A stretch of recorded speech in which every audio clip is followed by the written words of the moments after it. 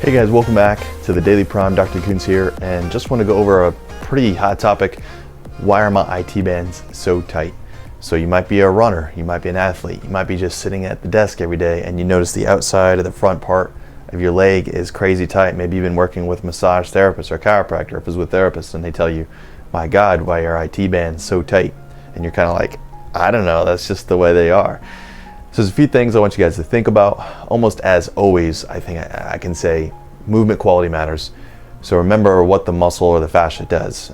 So the IT band brings the leg out to the side and it kind of rotates it into internal rotation. So conversely, if your glutes are weak or if you're not activating them well enough when you move, when you walk, when you work out, what else is there? Your internal rotators have to take over. We don't even have a primary internal rotator. Isn't that interesting? Like for the bicep, obviously to bend the elbow, the biceps are a primary muscle to do that. To internally rotate your femur, we don't have a primary muscle that does that.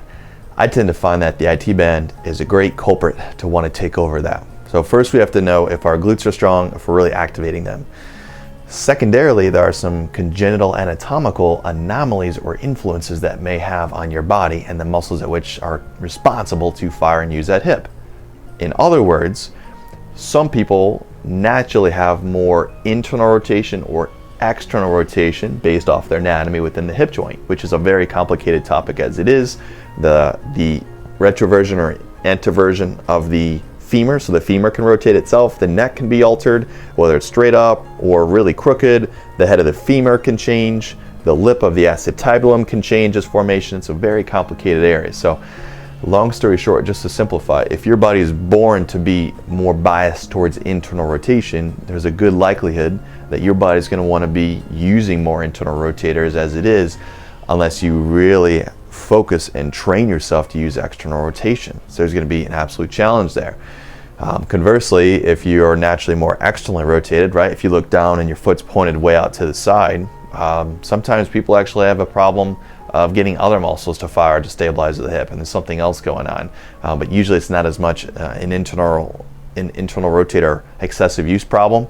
They might lack internal rotation. That can bring on its whole other debate. So there's definitely a congenital and anatomical influence in there.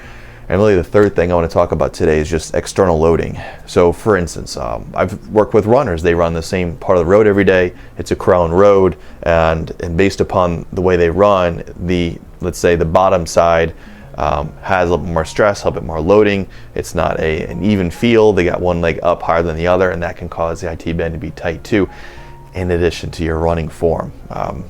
So that would just be a few things that I would say that you guys need to start thinking about.